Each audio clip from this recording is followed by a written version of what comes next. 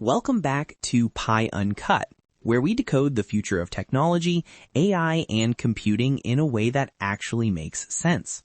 Today, we're talking about something big. Not hype big, not startup pitch big, but history book big. Quantum computing is finally stepping out of the maybe one day phase, and IBM has just signaled that the commercially valuable era of quantum technology is here. For years, the quantum world has been filled with promises, prototypes, and a whole lot of debate.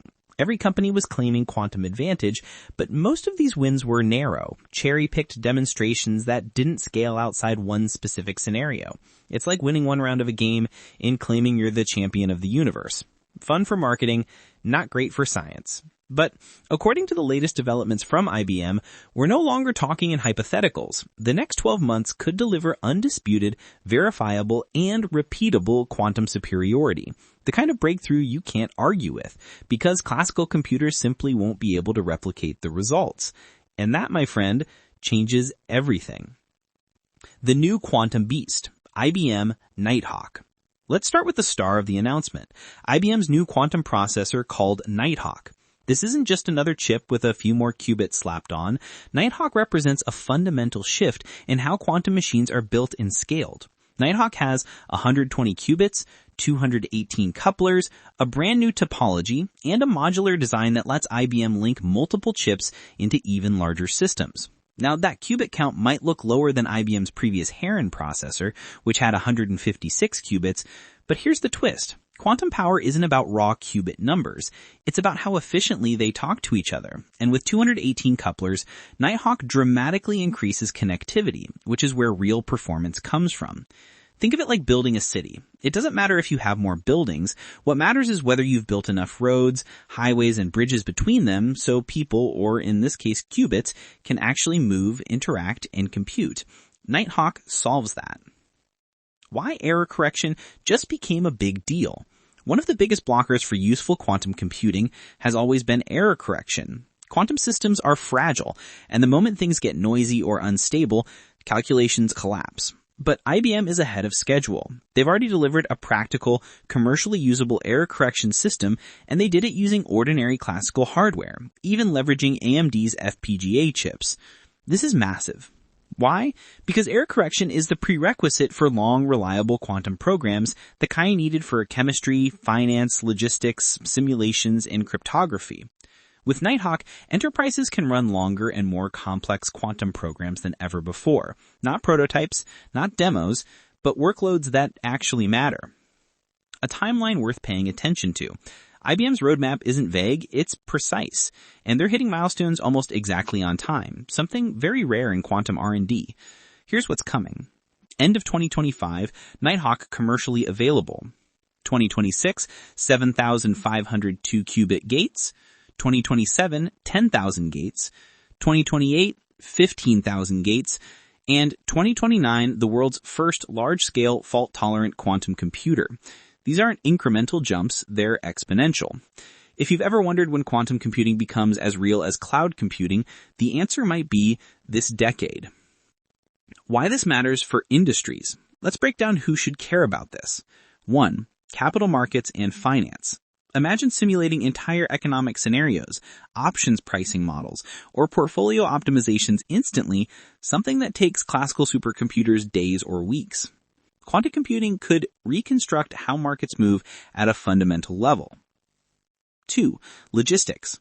Route optimization, supply chain modeling, fleet management, all of these involve millions of variables. Quantum systems could solve them in ways classical hardware simply cannot.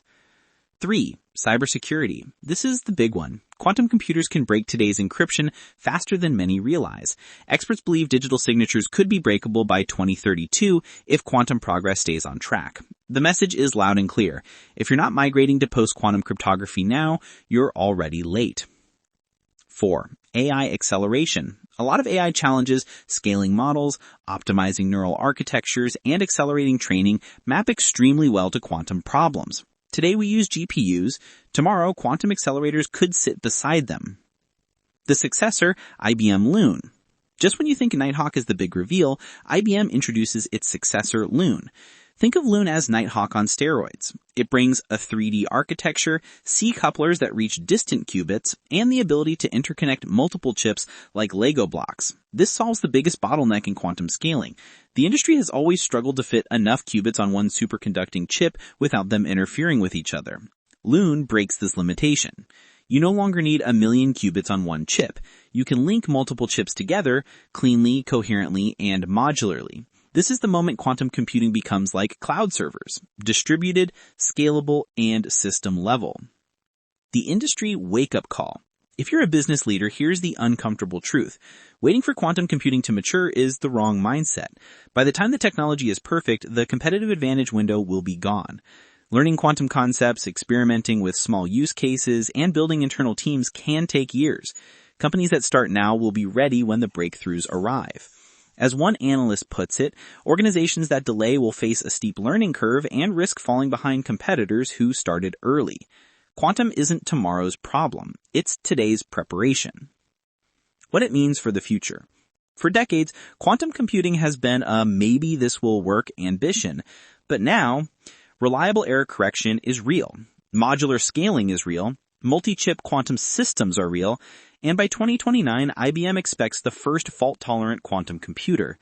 These aren't theoretical advancements. They're the foundation of commercial quantum computing, the kind that transforms industries, disrupts cybersecurity, and rewrites the limits of computation. We're witnessing the beginning of the quantum decade. Closing thoughts. If classical computing defined the last 70 years, quantum computing will define the next 70. The companies that adapt early will own the future. The countries that adopt early will dominate global tech, and the innovators who learn the principles today will become the leaders of tomorrow's quantum-powered world. This is more than hardware. It's a shift in how humanity solves its hardest problems, and we're right at the edge of it.